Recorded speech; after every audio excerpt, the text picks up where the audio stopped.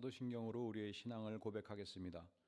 전능하사 천지를 만드신 하나님 아버지를 내가 믿사오며 그 외아들 우리 주 예수 그리스도를 믿사오니 이는 성령으로 잉태하사 동정녀 마리아에게 나시고 본디오 빌라도에게 고난을 받으사 십자가에 못 박혀 죽으시고 장사한 지 사흘 만에 죽은 자 가운데서 다시 살아나시며 하늘에 오르사 전능하신 하나님 우편에 앉아 계시다가 저리로서 산자와 죽은 자를 심판하러 오시리라. 성령을 믿사오며 거룩한 공예와 성도가 서로 교통하는 것과 죄를 사하여 주시는 것과 몸이 다시 사는 것과 영원히 사는 것을 믿사옵나이다. 아멘. 함께 부를 찬송은 488장입니다.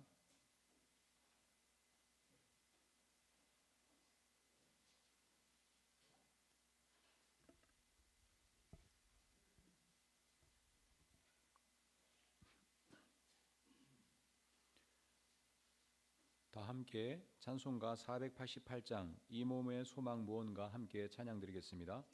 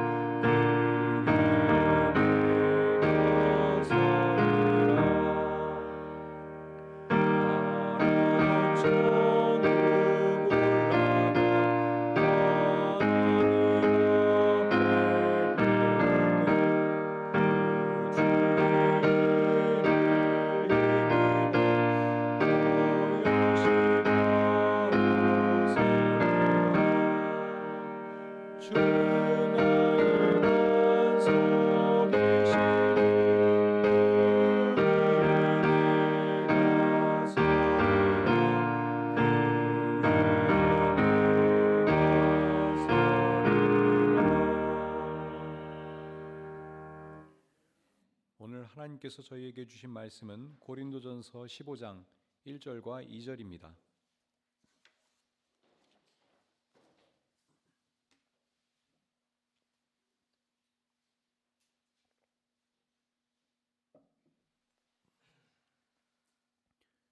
고린도전서 15장 1절과 2절 말씀 함께 읽겠습니다.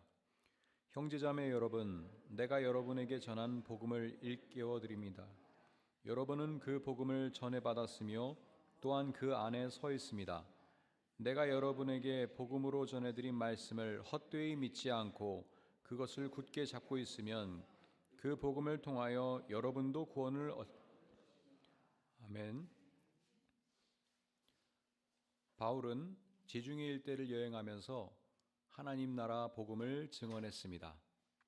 그가 전한 복음의 씨앗이 깊이 뿌리 내리는 것은 결코 쉬운 일이 아니었습니다. 왜냐하면 바울이 다른 곳에서 열심히 복음을 전할 때 과거에 자신이 방문했던 교회의 구성원들이 다시 예전처럼 복음과 무관한 삶을 살아간다는 안타까운 소식을 들어야 했기 때문입니다. 그래서 그는 그 교회의 구성원들을 향하여 다시금 복음의 의미를 일깨우기 위하여 급히 편지를 써서 보냈습니다. 바로 그것이 오늘날 우리가 읽고 있는 바울의 서신들입니다. 따라서 우리는 바울의 서신들을 읽을 때 그러한 정황을 고려하면서 바울이 그토록 열심히 증언하려 했던 복음이란 무엇이며 그것이 오늘 우리에게 어떤 의미를 지니는지를 깊이 숙고해 봐야 하겠습니다. 바울이 증언하였던 복음이란 하나님 나라에 관한 기쁜 소식입니다.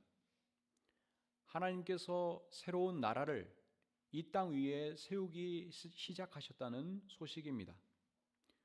그 복음은 예수께서 선포하고 가르치셨던 것이지요. 그러나 예수님께서는 로마 제국의 통치에 저항하는 반역자로 십자가에 달려 처형되셨습니다. 이 사건으로 인해 청년 예수의 삶이 국가 폭력에 의해 중단되었을 뿐만 아니라 하나님 나라 복음 자체가 무효화될 위기가 발생한 것입니다. 예수님의 제자들을 비롯하여 새로운 세상을 꿈꾸던 사람들은 좌절할 수밖에 없었습니다. 신비하고 강력한 능력을 지닌 예수님마저 무기력하게 처형되는 것을 목격한 사람들은 로마 제국을 추종하던 대제사장 무리의 막강한 권세에 대하여 더 큰 공포를 느낄 수밖에 없었습니다.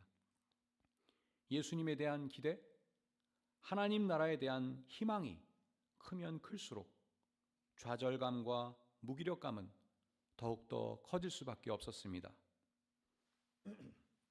그런데 그 절망과 좌절, 공포와 무기력감에 사로잡혀 은둔하던 사람들이 어느 날 갑자기 예루살렘 한복판에 나타나 십자가에 처형되었던 그 사형수를 유대인들이 고대하던 메시아, 곧 그리스도라고 증언하였습니다. 예수님을 3번이나 부인하였던 베드로는 성령의 능력이 힘입어 청중들 앞에서 하나님께서 예수님을 살리셨으며 우리는 모두 이 일의 증인이라고 힘껏 외쳤습니다. 결정적으로 그는 사도행전 2장 36절에서 하나님께서 예수님을 주님과 그리스도가 되게 하셨다고 선포했습니다. 로마 황제의 대리자인 총독에 의해 처형당했던 사형수가 주님으로 되었다는 것은 소름 끼치게 충격적인 선언이었습니다. 왜냐하면 주님이란 하나님과 동등한 통치자를 의미하며 당시에는 로마 황제가 신격화된 주님으로 숭배되고 있었기 때문입니다. 그리고 예수님이 그리스도로 되었다는 것도 매우 위험한 말이었습니다. 왜냐하면 당시에 유대인들을 지배하던 실제 권력자인 대제사장이 예수님을 처형하도록 빌라도에게 넘겨준 구실이 바로 예수님이 그리스도로 행세함으로써 하나님을 모독하는 신성 모독죄를 범하였다는 것이었기 때문입니다. 그런데 지금 제자들은 종교 권력을 행세하고 있는 그 권력자가 그리스도를 살해한 장본인이라고 선언하고 있는 것입니다. 따라서 하나님께서 예수님을 주님과 그리스도가 되게 하셨다는 것은 정치 권력자인 로마 황제와 종교 권력자인 대제사장을 모두 범죄자로 규정하는 심판 선언이었습니다. 그야말로 그것은 혁명 선언이었습니다. 제자들이 선포하는 메시지를 듣고 수많은 사람이 감동하여 하나님 나라 운동에 합류했습니다. 바로 그들이 초대교회를 형성한 것이었죠. 그렇게 다시 새롭게 시작된 하나님 나라 운동은 지배자들에게 위험한 요소로 받아들여질 수밖에 없었으므로 대제사장과 추종 세력들은 부활하신 그리스도를 증언한 제자들을 박해했습니다. 그런데 예수님의 제자들을 박해하려던 사울이 부활하신 그리스도를 만나 회개하고 제자들의 집단에 합류하여 사도 바울로 활동했습니다. 부활하신 그리스도를 만나 제자들이 전혀 다른 새로운 존재로 거듭났듯이 바울도 철저히 새로운 존재로 변화되어 그들 앞에 서게 된 것입니다. 그는 박해하던 자에서 박해받는 자로 되었을 뿐만 아니라 어떤 제자들보다도 앞장서서 멀리 지중해 일대로 여행하면서 부활하신 주님과 하나님 나라 복음을 열심히 증언하기 시작했습니다. 바울은 복음과 전혀 다른 현실이 지배하는 그 낯선 곳에서 낯선 소식과 가르침을 전하면서 복음을 통해서만 사람답게 살아갈 길이 열린다고 확언하였습니다. 오늘 우리가 함께 경청한 고린도 전서에는 그가 신화들이 지배하는 그리스도의 고린도 지방에서 그들의 언어를 활용하여 복음을 전한 그 내용이 담겨 있습니다. 그는 그리스 문명이 지배하는 땅에서 예수님의 제자로 살아가려 애쓰던 고린도 교회의 구성원들에게 이렇게 당부합니다. 함께 경청한 15장 2절 말씀입니다. 내가 여러분에게 복음으로 전해드린 말씀을 헛되이 믿지 않고 그것을 굳게 잡고 있으면 그 복음을 통하여 여러분도 구원을 얻을 것입니다. 그리고 이어서 바울은 그 복음을 선포한 예수께서 부활하셨다고 증언함으로써 복음의 진실성과 유효성을 강조하고 있습니다. 14절 말씀입니다. 그리스도께서 살아나지 않으셨다면 우리의 선포도 헛되고 여러분의 믿음도 헛될 것입니다. 바울 자신이 부활하신 그리스도에 의해 새로운 존재로 거듭난 장본인입니다. 그러므로 그의 존재 자체가 부활하신 그리스도를 증언하고 있습니다. 그는 어둠의 세력에 속하여 그 어둠의 세력에 속하여 있었을 뿐만 아니라 그 어둠의 세력을 유지하기 위하여 온갖 충성을 다했으나 이제 세상에 비친 그리스도의 제자로서 새롭게 동터오르고 있는 하나님 나라에 대한 기쁜 소식을 선포하고 있습니다. 바울은 예수님의 부활 사건을 인류 역사의 새로운 전환점으로 해석합니다. 21절과 22절 말씀입니다. 한 사람으로 말미암아 죽음이 들어왔으니 또한 한 사람으로 말미암아 죽은 사람의 부활도 옵니다. 아담 안에서 모든 사람이 죽는 것과 같이 그리스도 안에서 모든 사람이 살아나게 될 것입니다. 하나님처럼 되려는 탐욕 때문에 타락했던 아담들이 만들어 놓은 암흑이 지배하는 세상을 새롭게 변혁하려던 유대 청년 예수를 로마 제국의 이름으로 처형하였던 것은 하나님의 무기력함을 드러낸 사건이 아니라 모든 아담의 범죄성을 폭로한 사건이었습니다. 예수께서 처형됨으로써 실제로는 로마 제국의 불법과 범죄가 폭로되고 심판받은 것이었습니다. 그러므로 예수님의 부활은 다름 아니라 새로운 세상을 열어가시는 하나님의 강력한 의지와 전능함이 죽음의 세력을 결정적으로 무효화한 사건입니다. 이제 부활하신 그리스도 안에서 모든 사람이 죽음의 세력으로부터 벗어나 하나님의 자녀답게 살아가는 구원의 길이 열리게 된 것입니다. 이제 부활하신 그리스도는 인류의 역사를 옛 시대와 새 시대로 나누는 분기점으로 되었을 뿐만 아니라 제자들을 통하여 새로운 세상을 열어가시는 강력한 능력으로서 작용하고 있습니다. 그러므로 바울은 인류의 역사의 마지막을 24절로부터 26절에서 이렇게 묘사하고 있습니다. 그때에 그리스도께서 모든 통치와 모든 권위와 모든 권력을 폐하시고 그 나라를 하나님 아버지께 넘겨드릴 것입니다. 하나님께서 모든 원수를 그리스도의 발 아래 두실 때까지 그리스도께서 다스리셔야 합니다. 맨 마지막으로 멸망받을 원수는 죽음입니다. 부활하신 그리스도는 온 세상을 죽음의 길로 내몰고 있는 통치자들의 권위와 권력을 폐지하고 하나님께서 통치하는 세상으로 완성하기 위하여 일하고 계십니다. 그래서 28절 말씀처럼 하나님은 만유의 주님이 되실 것입니다. 이제 우리는 그 그리스도의 일에 참여해야 하는 사명을 지니도록 부름받았습니다.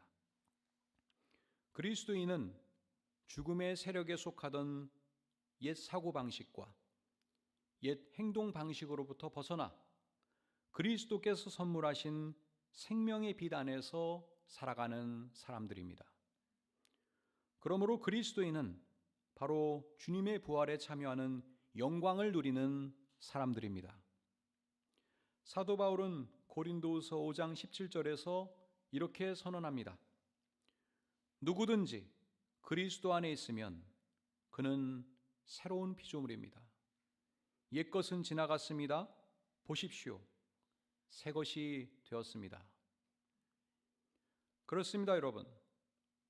우리는 이제 부활하신 주님 안에서 새로운 피조물로서 살아가는 그리스도인들입니다. 바로 이 사실이 우리에게 매일매일 삶의 의미와 용기를 일깨워주고 있습니다. 바울이 고린도전서 15장에서 그리스도의 부활을 논하며 고린도 교회 형제자매들에게 마지막으로 권했던 58절 말씀을 읽어드리며 말씀을 마치겠습니다. 그러므로 나의 사랑하는 형제자매 여러분, 굳게 서서 흔들리지 말고 주님의 일을 더욱 많이 하십시오. 여러분이 아는 대로 여러분의 수고가 주님 안에서 헛되지 않습니다. 아멘. 기도하겠습니다.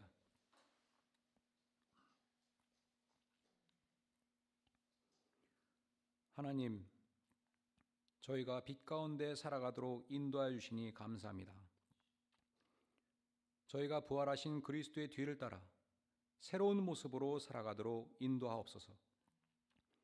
바울처럼 예수께서 가르치시고 선포하였던 하나님 나라 복음을 저희의 일상에서 증언하며 살아가게 하옵소서.